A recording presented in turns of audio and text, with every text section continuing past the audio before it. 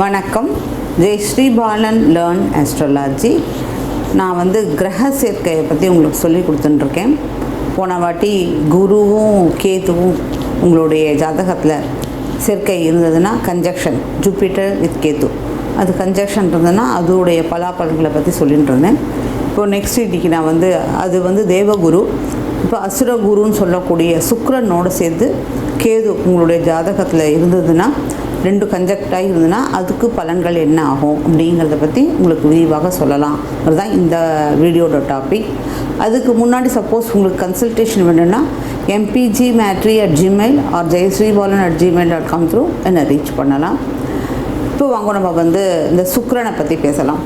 இப்போது சுக்கிரனும் கேதுவும் ஒருத்தருடைய ஜாதகத்தில் சேர்ந்து உட்காந்துருக்கார் அப்படின்னாக்க, போன ஜென்மத்தில் இவர்கள் அந்த சுக்கிரன் அப்படின்னு சொல்லக்கூடிய சுக்கிரனுக்கு என்ன சிக்னிஃபிகேட்டர் அப்படின்னு கேட்டால் அழகு சொல்லியிருந்தது. அழகு, டான்ஸு, பாடுறது, கலைத்துறைகளை சேர்ந்தது, luxurious life, love and affection, compassion அப்படின்னு சொல்லக்கூடிய ஒரு விஷயம் ரொம்ப சுக்கிரன் நன்னா இருந்தால் தான் நடக்கும். ஸோ இவர்கள் போன ஜென்மத்துலேயும் இந்த கலை சார்ந்த விதத்தில் தான் அவங்க இருந்திருப்பாங்க. எப்படி வேணாலும் இருக்கலாம். கலைங்கிறது உங்களுக்கு சொல்லவே வேண்டாம். ஏன்னா நடிப்பாக இருக்கலாம், பாட்டு பாடலாம், இல்லை டிராயிங் வரையலாம், இல்லை டான்ஸ் ஆடலாம், ஏதோ ஒன்று கலை செய்து, நல்ல எழுத்துத்துறை, எதுவாக கலை ரிலேட்டட் எதுவாக இருந்தாலும் சரி, விதவிதமான கலைகள் சொல்லியே கிடையாது. ஹார்மோனியம், இன்ஸ்ட்ருமெண்ட்டு எதுவாக இருந்தாலும் சரி. அது மட்டும் இல்லாமல் நடிப்பு முக்கியமான விஷயம். இதில் அவங்க முன்னாடி அந்த ஜென்மத்தில் போன ஜென்மத்துலேயும் அவங்க அதில் தான் இருந்திருப்பாங்க.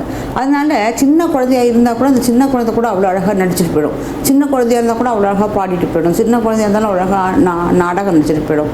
ஏன் கேட்டால் டான்ஸ் ஆடும். ஏன் கேட்டேன்னா, இது போன ஜென்மத்தில் இந்த கேது பகவான் ஆனவர் கேரி ஃபார்வர்ட் எடுத்துன்னு வந்துட்டு இந்த ஜென்மத்தில் அந்த டேலண்ட்டை இந்த இதில் ஷைன் பண்ண விடுறார்.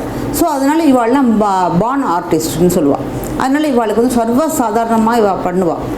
ஆனால் இது என்னாகும், இந்த கேதுவானவர் அது சேர்ந்து உட்காந்துட்டு இருக்கும்போது, ஆனால் இவர் என்ன அசுரகுரு, இவரே ஒரு அசுரன், அது அசுரகுரு. அதனால் இவருக்கு சப்போர்ட் தான் பண்ணுவார். ஸோ இவர் முடிஞ்ச வரைக்கும் அவளுடைய டேலண்ட்டை நல்லா எக்ஸ்ப்ளோர் பண்ண விட்டுருவார். பட்டு அந்த லவ் அஃபெக்ஷன் அந்த மாதிரி விஷயம் சொல்லி கல்யாணம் அப்படிங்கிற விஷயம் பார்த்தீங்கன்னாக்கா, உங்களுக்கு பாதி பேர் நம்ம சினிமாலெலாம் பார்த்தீங்கன்னா ஆஷா பாரிக், இல்லை வஹிதா ரஹ்மான், லலிதா மங்கேஷ்கர், இது மாதிரி நிறையா பேர் நம்ம சொல்லலாம். அவள்லாம் பார்த்தீங்கன்னா கலைத்துறையில் இருப்பாள், ஆனால் கல்யாணம் பண்ணிக்கல. அது எப்படி இருக்கும்னு கேட்டால், இவள் அந்த கல்யாணத்துக்குடைய எல்லா சுகங்களையும் அனுபவிப்பாள். லக்ஸரியஸ் லைஃப் வாழ்வாள், எல்லாமே இருக்கும். லைம்லைட்டில் இருப்பாள், பப்ளிக்கில் இருப்பாள், எல்லாம் இருப்பாள். பட் அவளுக்கு அந்த கல்யாணம், அந்த ஃபேமிலி லைஃப் அப்படின்னு வரும்போது அவளுக்கு அது ஒரு பயம், அது ஒரு நம்பிக்கை இல்லை. அதனால் அவள் இப்படி எப்படி இருக்கோ லைஃப் அப்படியே வாழ்ந்துட்டு போகலாம் அப்படிங்கிற மாதிரி வாழ்ந்துட்டு போயிடுவாள். அப்படி இல்லை அப்படின்னாக்கா என்ன பண்ணுவான்னு கேட்டால், சில சமயத்தில் அவளுக்கு தன்னுடைய லவ் அண்ட் அஃபெக்ஷனை வெளியில் காமிக்கவே தெரியாது. தன்னுடைய குடும்பத்தாருக்கு அவளுக்கு அவ்வளவு அஃபெக்ஷன் இருக்கும், அவ்வளோ பாசம் இருக்கும். ஆனால் அவள் அதை கரெக்டாக காமிக்க தெரியாமல் ஒரு இதுவாக இருக்கும், சொல்ல மாட்டான், எக்ஸ்ப்ளோர் பண்ண தெரியாது. அது மட்டும் இல்லாமல் இப்போ ஒருத்தர் பப்ளிக் ஃபிகருக்கு எதுக்கு வரா அப்படின்னு கேட்டால், அவளுக்கு தன்னுடைய டேலண்ட்டை வெளியில் எல்லாருக்கும் மக்களுக்கு தன்னுடைய இதை தெரியணும். ஒருத்தர் அழகுன்னு தெரிஞ்சால் நம்ம உடனே நம்ம சினிமாவுக்கு போயிடலாமா, சினிமாவில் நடிக்கலாமா அப்படி தோணும். ஒரு பொலிட்டீஷியனாக இருந்தாலும் அவள் எதுக்கு பொலிட்டீஷியனுக்கு வரா? முதல்ல எடுத்ததுமே அவள் வெறும் நான் நாட்டுக்காக பண்ணுறேன் அதுக்காகலாம் கிடையாது. அவள் யாராக இருந்தாலும், ஒரு பொலிட்டீஷியன் எப்பேற்பட்ட ஆளாக இருந்தாலும் சரி, அவள் எதுக்கு வரான்னு கேட்டாலே முதல்ல ஃபஸ்ட்டு அவளுக்கு லைம்லைட் வேணும், லக்ஸரிஸ் லைஃப் வாழணும், இந்த மாதிரியான ஒரு விஷயம். ஸோ இந்த கன்ஜக்ஷன் வரதே அதுக்காகத்தான். ஸோ இந்த வரும்போது, இந்த கன்ஜக்ஷன் இருக்கும்போது அது நல்லபடியாக இந்த மாதிரி கொண்டு போய் இதை விட்டுடும். ஆனால் அதே சமயத்தில் அதை இந்த சுகங்களையும் அனுபவிக்கிறதுக்குரிய ஒரு விஷயத்தையும் தடுத்து நிறுத்தும். அதில் ஒரு சப்போஸ் கேது எங்கேயாவது குருவோட நட்சத்திரத்துலேயோ இல்லை வேறு ஏதாவது சுபகிரகங்களுடைய பார்வைகள் பட்டிருந்தாலோ, அப்போ அவள் லைம்லைட்லேயும் இருப்பாள். அட் த சேம் டைம் அவள் கல்யாணமாயும் நல்ல விதமாகவும் வாழ்க்கையை நடத்துவாள். இதுதான் இந்த கேது அண்ட் சுக்கிரன் சேர்ந்திருந்த கிரக இருக்கிறதுக்கு எனக்கு தெரிஞ்ச விஷயம். இப்போ அடுத்து நான் என்ன நினைக்கிறேன்னு, நெக்ஸ்ட் ஒரு வீடியோ பண்ணணும், சனி அண்ட் கேது ரிலீஸ் பண்ணணும். அதுக்கு முன்னாடி இப்போ எனக்கு ரீசண்டாக சில சமயம் எனக்கு ஒரு நல்ல விஷயம் ஒரு ட்ரை பண்ணினேன், அது எனக்கு பாசிட்டிவாக நடந்தது. அதாவது அஷ்டவர்க்கம் சர்வஷ்ட வர்க்கம்னு நம்ம பேசுகிறோம். அதை பற்றி நிறையா உங்களுக்கு நான் சொல்லியிருக்கேன் நிறையா. ஆனால் இந்த அஷ்டவர்க்கம் சர்வாஷ்ட வர்க்கத்தில் சப்போஸ் நமக்கு வந்து குறைச்சலாக மார்க் கிடச்சிருக்கு.